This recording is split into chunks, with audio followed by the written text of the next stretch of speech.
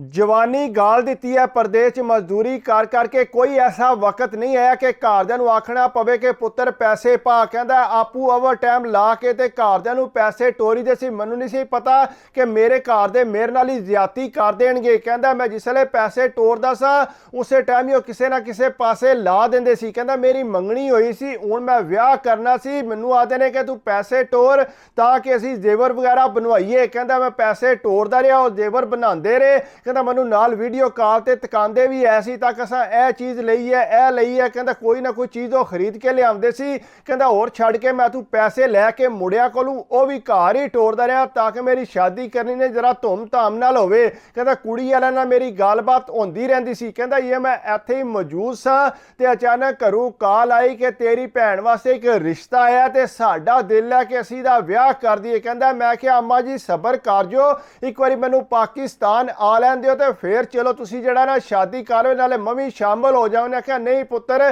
वो इंतजार नहीं करते पे, इस वास्ते सानू जरा जल्दी करनी पैनी है। कहता मैं क्या ठीक है जिस तरह तुहाडी मर्जी। कहता मेरे ते ज़हन विच यह गल नहीं सी कि वह अगू के करन वाले ने। कहता उन्हें शादी कर दी ते मैं क्या चलो जो रब दी रजा सी, चलो भैन अपने घर वाली हो गई है। लेकिन कहता ये उहदी मसा 19 साल उम्र हुई सी, मैनू समझ ना आई कि इतनी जल्दी किहड़ी सी इन्हां नूं विआह करन दी। कहता बहरहाल मैं जब चुप कर गया। कहता कोई 5-7 दिनों बाद मैं पाकिस्तान जाना सी, विचों दिल च दुख तो है सी कि भैन मेरी लाडली सी, उहदा जिहड़ा विआह कर दिता ने ते मैनू दस्सिया भी कोई नहीं है।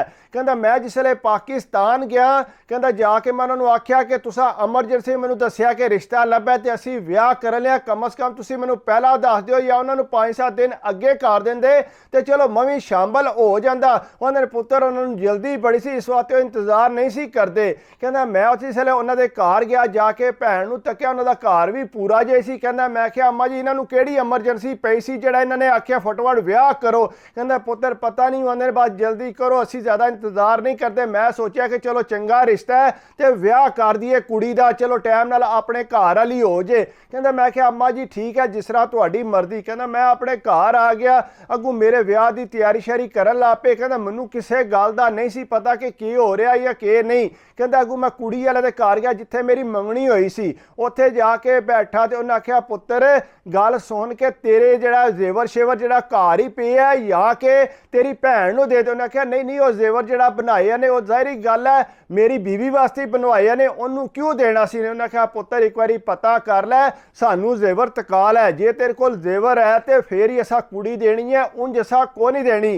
कहता मैं आख्या ये किस तरह की गल हुई, तुसां जेवर नाल कुड़ी देनी है। उन्हें आख्या नहीं पुत्र यह गल नहीं है, कम अज़ कम मेरी धी का भी तो कोई हक बनता, इस वास्ते जाके अपनी अम्मा को पुछ फिर साडे नाल आके गल करी। कहता मैं जिसले घर आया आके अम्मा को डरद्या डरद्या पूछया। कहता एहतराम बड़ा करना अम्मा दा, कदे भी अम्मा अगे बोलिया नहीं है।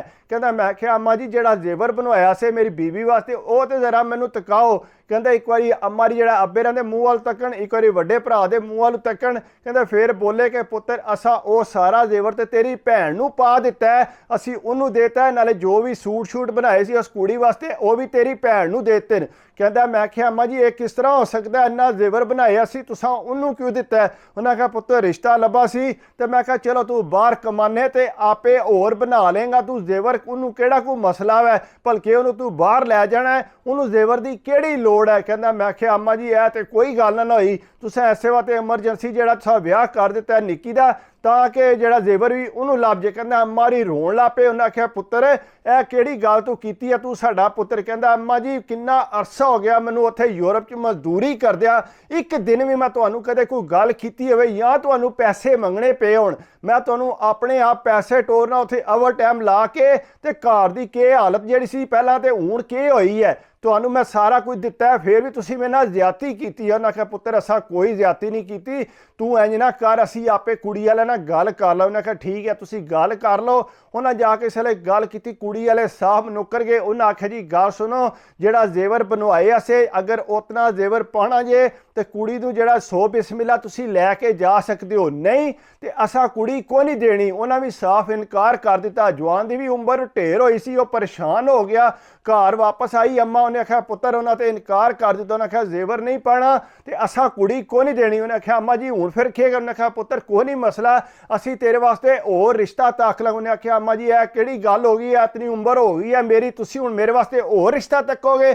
ਇਸ ਵਾਸਤੇ ਮੈਂ ਨਹੀਂ ਉਹਦੇ ਬਗੈਰ ਰਹਿ ਸਕਦਾ, ਮੈਂ ਸ਼ਾਦੀ ਕਰਨੀ ਹੈ ਤੇ ਉਹਦੇ ਨਾਲ ਹੀ ਕਰਨੀ ਹੈ, ਤੁਸੀਂ ਜਾ ਕੇ ਉਹਨਾਂ ਨੂੰ ਰਾਜ਼ੀ ਕਰੋ। ਕਹਿੰਦੇ ਅੰਮਾ ਫੇਰ ਗਈ, ਉਹ ਕੋਨਾ ਰਾਜ਼ੀ ਹੈ। ਉਹਨਾਂ ਆਖਿਆ ਜ਼ੇਵਰ ਪਾਣਾ ਜੇ ਜਿਹੜੇ ਕੱਪੜਾ ਜੁੱਤੀ ਕੁੜੀ ਵਾਸਤੇ ਬਣਾਏ ਆਸੇ ਤੇ ਉਹ ਹੋਣਾ ਤੇ ਤਾਂ ਅਸਾਂ ਜਿਹੜਾ ਕੁੜੀ ਨੂੰ ਟੋਰਨਾ। ਕਹਿੰਦਾ ਅੱਗੂ ਸਾਰਾ ਕਰਜ਼ਾ ਲੈ ਕੇ ਉੱਥੋਂ ਮੁੰਡਿਆਂ ਕੋਲੋਂ ਮੈਂ ਜਿਹੜਾ ਉਹ ਆਏ ਅਸਾਂ, ਜ਼ਾਹਰੀ ਗੱਲ ਹੈ ਮੇਰੇ ਕੋਲ ਵੀ ਹੁਣ ਪੈਸੇ ਕੋਈ ਨਹੀਂ ਸੀ, ਹੋਰ ਮੈਂ ਪੈਸੇ ਕਿੱਥੋਂ ਲਿਆਵਾਂ ਤਾਂ ਕਿ ਜ਼ੇਵਰ ਬਣਵਾ। ਕਹਿੰਦਾ ਮੈਂ ਬੜਾ ਪਰੇਸ਼ਾਨ ਹੋਇਆ, ਪੂਰੀ ਰਾਤ ਮੈਂ ਜਾਗਦਾ ਰਿਹਾ ਤੇ ਰੋਂਦਾ ਵੀ ਰਿਹਾ ਨਾਲ ਕਿ ਇਤਨਾ ਅਰਸਾ ਮਜ਼ਦੂਰੀ ਕੀਤੀ ਹੈ ਤੇ ਮੈਨੂੰ ਕੀ ਹਾਸਲ ਹੋਇਆ। ਮੈਨੂੰ ਆਖਰ ਜਾ ਕੇ ਘਰਦਿਆਂ ਦੱਸਿਆ ਵੀ ਨਹੀਂ, ਫਟਾਫਟ ਨਿੱਕੀ ਭੈਣ ਦਾ ਵਿਆਹ ਕੀਤਾ ਤੇ ਉਹਨੂੰ ਰੁਖਸਤ ਕਰਕੇ ਤੇ ਸਾਰਾ ਜ਼ੇਵਰ ਵੀ ਜਿਹੜਾ ਉਹਨੂੰ ਦੇਤਾ ਨੇ। ਮੈਂ ਹੁਣ ਕਿਸੇ ਪਾਸੇ ਕਿਹੜੇ ਜਾਵਾਂ? ਕਹਿੰਦਾ ਬਹਰਹਾਲ ਮੈਂ ਜਿਹੜਾ ਨਾ ਸੁਬਾਹ ਉੱਠਿਆ ਸਿੱਧਾ ਟੁਰ ਗਿਆ ਕੁੜੀ ਵਾਲੇ ਦੇ ਘਰ। ਕਹਿੰਦਾ ਮੈਂ ਜਾ ਕੇ ਉਹਨਾਂ ਨੂੰ ਆਖਿਆ, ਮੈਂ ਕਿਹਾ ਹਾਲਾ ਜੀ ਗੱਲ ਸੁਣੋ, ਮੈਂ ਸਾਰੀ ਜ਼ਿੰਦਗੀ ਮਜ਼ਦੂਰੀ ਕੀਤੀ ਹੈ, ਮਜ਼ਦੂਰੀ ਕਰਕੇ ਤੇ ਆਪਣੇ ਮਾਪਿਆਂ ਨੂੰ ਪੈਸਾ ਦਿੱਤਾ, ਹਮੇਸ਼ਾ ਉਹਨਾਂ ਦਾ ਖਿਆਲ ਰੱਖਿਆ। ਹੁਣ ਹੀ ਮੇਰੇ ਵਿਆਹ ਦੀ ਤਿਆਰੀ ਪੇ ਕਰਦੇ ਸੀ ਤੇ ਅੱਲਾ ਜਾਣਦਾ ਹੈ ਜਾਂ ਮੈਂ ਜਾਣਨਾ ਕਿ ਮੈਂ ਇਹਨਾਂ ਨੂੰ ਕਦੇ ਵੀ ਕਿਸੇ ਚੀਜ਼ ਦੀ ਕਮੀ ਨਹੀਂ ਹੋਣ ਦਿੱਤੀ, ਲੇਕਿਨ ਇਹਨਾਂ ਨੇ ਮੇਰੇ ਨਾਲ ਬੜੀ ਜ਼ਿਆਦਤੀ ਕੀਤੀ ਹੈ। ਮੈਂ ਇਹਨਾਂ ਨੂੰ ਆਖਿਆ ਵੀ ਇੰਤਜ਼ਾਰ ਕਰ ਲਓ, ਮੈਂ ਆਉਣਾ ਤੇ ਫਿਰ ਚਲੋ ਨਿੱਕੀ ਭੈਣ ਦਾ ਵਿਆਹ ਕਰ ਦਿੰਦੇ ਹਾਂ। ਉਹਨਾਂ ਆਖਿਆ ਨਹੀਂ ਪੁੱਤਰ ਉਹਨਾਂ ਨੂੰ ਐਮਰਜੈਂਸੀ ਹੈ, ਲੇਕਿਨ ਮੈਨੂੰ ਪਤਾ ਲੱਗ ਗਿਆ ਹੁਣ ਕਿ ਕਿਸ ਵਜ੍ਹਾ ਤੋਂ ਐਮਰਜੈਂਸੀ ਸੀ। ਸਾਰਾ ਜ਼ੇਵਰ ਚੁੱਕ ਕੇ ਦੇ ਦਿੱਤਾ ਨੇ, ਜਿਹੜੀ ਮੇਰੀ ਬੀਵੀ ਵਾਸਤੇ ਸ਼ਾਪਿੰਗ ਕੀਤੀ ਸੀ ਸਾਰੀ ਉਹਨੂੰ ਦੇ ਦਿੱਤੀ ਨੇ। ਇਸ ਵਾਸਤੇ ਮੈਂ ਜਿਹੜਾ ਉਹਨਾਂ ਤੋਂ ਬੜਾ ਸਖਤ ਨਾਰਾਜ਼ ਹਾਂ। ਹਾਲਾ ਜੀ ਤੁਸੀਂ ਇੰਝ ਕਰੋ, ਇੱਕ ਵਾਰੀ ਤੁਸੀਂ ਸ਼ਾਦੀ ਮੇਰੀ ਕਰਾ ਦਿਓ ਤੇ ਮੈਂ ਤੁਹਾਡੇ ਨਾਲ ਵਾਅਦਾ ਕਰਨਾ ਤੁਹਾਡੀ ਕੁੜੀ ਨੂੰ ਹਰ ਚੀਜ਼ ਬਣਵਾ ਕੇ ਦਿਆਂਗਾ। ਉੱਥੇ ਮੈਂ ਫੈਕਟਰੀ ਕੰਮ ਲੱਗਿਆ, ਚੰਗੀ ਭਲੀ ਮੇਰੀ ਤਨਖਾਹ ਹੈ ਤੇ ਮੈਂ ਹਰ ਮਹੀਨੇ ਜਿਹੜਾ ਤੁਹਾਨੂੰ ਪੈਸੇ ਟੋਰਦਾ ਰਵਾਂਗਾ ਤੇ ਤੁਸੀਂ ਜਿਹੜਾ ਨਾ ਅੱਗੂ ਇਹਦਾ ਜ਼ੇਵਰ ਸ਼ੇਵਰ ਬਣਾਉਂਦੇ ਜਾਇਓ। ਕਹਿੰਦਾ ਬੜੀ ਮੁਸ਼ਕਿਲ ਨਾਲ ਉਹਨਾਂ ਨੂੰ ਮੈਂ ਰਾਜ਼ੀ ਕੀਤਾ। ਉਹਨਾਂ ਕਿਹਾ ਪੁੱਤਰ ਇੱਕ ਗੱਲ ਹੈ, ਅਸੀਂ ਕੁੜੀ ਦਾ ਨਿਕਾਹ ਤੇਰੇ ਨਾਲ ਕਰਾ ਦਿੰਦੇ ਹਾਂ, ਲੇਕਿਨ ਅਸਾਂ ਰੁਖਸਤ ਕੋਈ ਨਹੀਂ ਕਰਨੀ। ਇਸ ਵਾਸਤੇ ਅਗਰ ਤੂੰ ਪੈਸੇ ਟੋਰੇਂਗਾ ਜਿਸਲੇ ਜ਼ੇਵਰ ਬਣ ਜਾਏਗਾ ਤੇ ਬਾਅਦ 'ਚ ਆ ਕੇ ਤੇ ਕੁੜੀ ਨੂੰ ਤੂੰ ਲੈ ਜੀ। ਕਹਿੰਦਾ ਮੈਂ ਕਿਹਾ ਹਾਲਾ ਜੀ ਮੈਨੂੰ ਮਨਜ਼ੂਰ ਹੈ। ਕਹਿੰਦਾ ਮੈਂ ਇੰਝ ਕੀਤਾ, ਨਿਕਾਹ ਕੀਤਾ, ਨਿਕਾਹ ਕਰਕੇ ਤੇ ਮੈਂ ਜਿਹੜਾ ਚੁੱਪ ਚੁਪੀਤੇ ਹੀ ਨਿਕਾਹ ਕੀਤਾ, ਘਰਦਿਆਂ ਨੂੰ ਵੀ ਕੋਈ ਨਾ ਦੱਸਿਆ। ਕਹਿੰਦਾ ਲੇਕਿਨ ਘਰਦਿਆਂ ਨੂੰ ਕਿਧਰੋਂ ਪਤਾ ਲੱਗ ਗਿਆ ਕਿ ਇਹਨੇ ਨਿਕਾਹ ਕਰ ਲਿਆ। ਅੰਮਾ ਜੀ ਬੜੇ ਰੋਏ ਕਿ ਤੂੰ ਬਾਹਰੋਂ ਬਾਹਰ ਆਪਣੀ ਜ਼ਨਾਨੀ ਦਾ ਹੋ ਗਏ।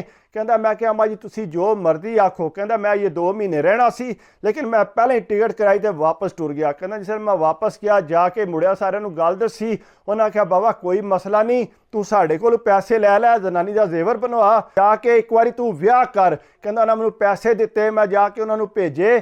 ਕਹਿੰਦਾ ਉਹ ਬੜੇ ਖੁਸ਼ ਹੋਏ, ਉਹਨਾਂ ਜ਼ੇਵਰ ਵਗੈਰਾ ਬਣਵਾਇਆ। ਕਹਿੰਦਾ ਮੈਂ ਟੁਰ ਗਿਆ, ਨਿਕਾਹ ਦੇ ਅੱਗੇ ਮੈਂ ਕੀਤਿਆ ਸੀ। ਕਹਿੰਦਾ ਮਹੀਨਾ ਡੇਢ ਰਿਹਾ ਤੇ ਵਾਪਸ ਆ ਗਿਆ।